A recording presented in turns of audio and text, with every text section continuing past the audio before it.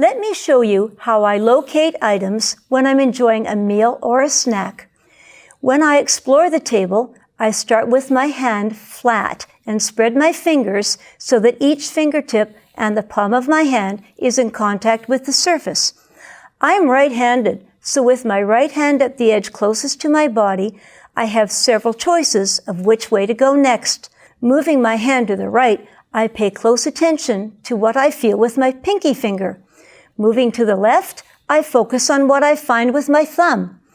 Notice how I don't move my hand all over the place. I move it in a straight line from left to right or right to left. When I reach the edge of the table, I move one hand length away from my body and then I start again. When I gently contact something, say with my pinky finger, I move my finger up the object and explore its shape and temperature. If this feels like what I'm looking for, in this case, a cup, I can pick it up if I wish. When I put the cup down, I make sure that my pinky finger is out as a guide so that I can gauge the distance between the cup and the table and to ensure that I'm not placing it too close to the edge. It's important to keep my hands low and moving softly so that I can find what I'm looking for independently and gracefully.